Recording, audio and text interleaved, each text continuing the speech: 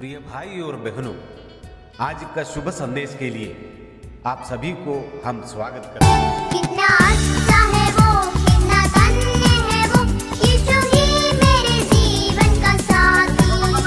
कितना अच्छा है वो, कितना धन्य है वो, यीशु ही मेरे जीवन का साथी।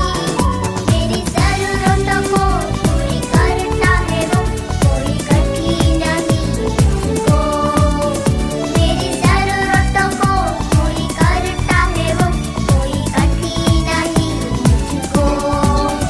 प्रभु का धन्यवाद करूंगा, की संगति में सदा रहूंगा। साथ चलूंगा मैं जैसे रुत पाऊंगा, साथ चलूंगा मैं जैसे रुत पाऊंगा। प्रभु का धन्यवाद करूंगा। आज का संदेश इवेंजलिस्ट O.M. मैथ्यू बेंगलोर से बांटा जाएगा। प्रार्थना के साथ सुनिए। परमेश्वर के नाम की स्तुति हो। एक और बार प्रभु को उपस्थिति में आने के लिए प्रभु ने हम सबको मदद किया। प्रभु को बहुत बहुत धन्यवाद करता हूँ। पिछले सप्ताह भी इब्रानियों का किताब से हम लोग मनन कर रहा था। आज भी प्रभु यीशु मसीह का श्रेष्ठता के बारे में हम लोग विचार करेंगे। इब्रानियों का किताब 4 अध्याय 14 से 16 तक पद आपके सामने मैं पढ़ना चाहता हूँ। इब्रानियों का किताब 4 अध्याय 14 से लेकर 16 तक। इसलिए जब हमारा ऐसा बड़ा महायाजक है जो स्वर्ग से होकर गया, अर्थात परमेश्वर का पुत्र यीशु, तो आओ हम अपने अंगीकार को दृढ़ता से थामे रहे।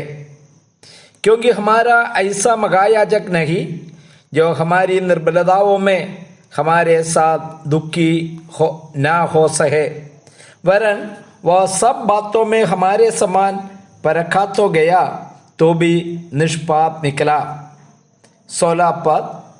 इसलिए आओ हम अनुग्रह के सिंहासन के निकट हिया बांधकर चले कि हम पर दया हो और वह अनुग्रह पाए जो आवश्यकता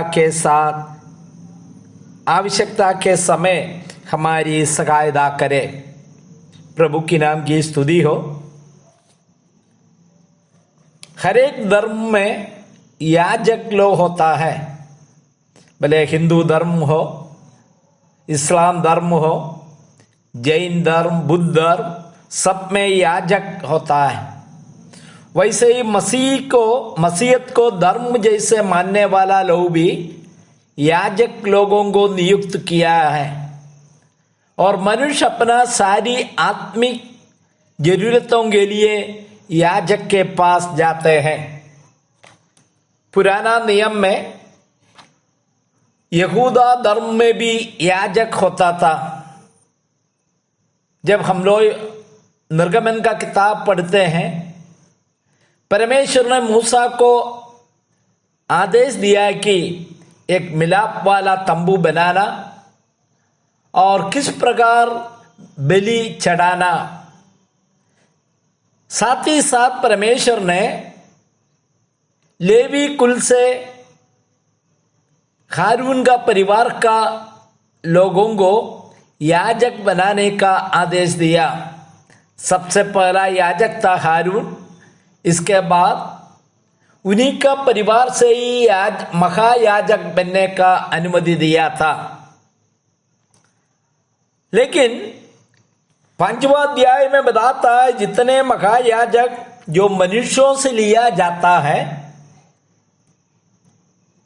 और मनुष्यों के लिए उन लोग सेवा करते हैं, लेकिन उसमें एक और समस्या होता है, वो खुद निर्बलताओं से गिरा हुआ है। इसलिए सबसे पहले अपना कमजोरी के लिए, पाप के लिए बलि चढ़ाते हैं।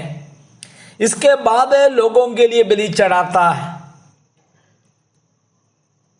लेकिन प्रभु यीशु मसीह के बारे में कहता है 5वां पद में, वैसे ही मसीह भी महायाजक बनने की बड़ाई अपने आप से नहीं ली, पर उसको उसी ने दी जिससे उससे कहा था, तू मेरा पुत्र है, आज मैं ही ने तुझे उत्पन्न किया है।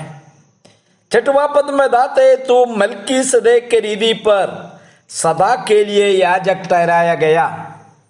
मनुष्यों से जो याजक को नियुक्त किया था, उन लोगों के लिए एक सीमा होता था, समय सीमा, उसके अंदर में उसको याजक का सेवकाई समाप्त होता है। लेकिन यहाँ पर बताता है, हमेशा के लिए, सनातन काल के लिए एक याजक के बारे में कहते हैं, मल्कीसदेक के क्रम में वही याजक है प्रभु यीशु मसीह। उसी के बारे में जो 4:14 से हम लोग देखते, इसलिए जब हमारा ऐसा बड़ा महायाजक है जो स्वर्ग से होकर गया है, हर एक मनुष्य जो याजक लोगों को धरती से लिया जाता है, लेकिन केवल एक ही महायाजक जो स्वर्ग से होकर आया है, अर्थात परमेश्वर का पुत्र प्रभु यीशु मसीह है।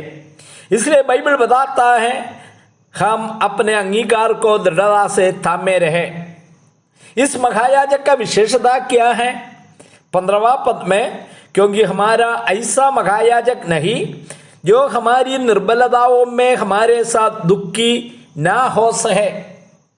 जितने महायाजक है, हमारा निर्बलता में हमें मदद करने के लिए उनको खुद मालूम नहीं है, लेकिन हमारा जो प्रभु यीशु मसीह, जो निष्पाप, निष्कलंक और हर प्रकार का जो समस्या से गुजरे हैं, इसलिए मेरा और आपका समस्या को जानता है, और वो उसको परखा तो गया तो भी निष्पाप निकला। इसलिए बाइबल बताता है, इसलिए आओ हम अनुग्रह के सिंहासन के निकट हियाब बांध कर चले कि हम पर दया हो। प्यारे भाइयों, हम अनेक राजाओं का सिंहासन के बारे में सुना, जो हमारे ऊपर शासन करने वाला लोगों का भी सिंहासन होता है, लेकिन अनुग्रह का केवल एक सिंहासन स्वर्ग में है। इसलिए हियाब बांध कर हम उसके अनुग्रह के सिंहासन के सामने आए और बताता है, अनुग्रह पाए जो आवश्यकता के साथ हमारी सहायता करे। हमारा जो भी आवश्यकता हो उसको समझकर हमारा जरूरत के अनुसार जो मदद करने वाला एक अनुग्रह का सिंहासन स्वर्ग में है। इसलिए मुझे सुनने वाला सभी भाई बहन, इस अनुग्रह के सिंहासन पर आइए, इस प्रभु के पास में आइए। हमारा महायाजक हमारा सब दुर्बलताओं में, समस्याओं में हमें मदद करने के लिए तैयार है। परमेश्वर के नाम की स्तुति हो, आमीन।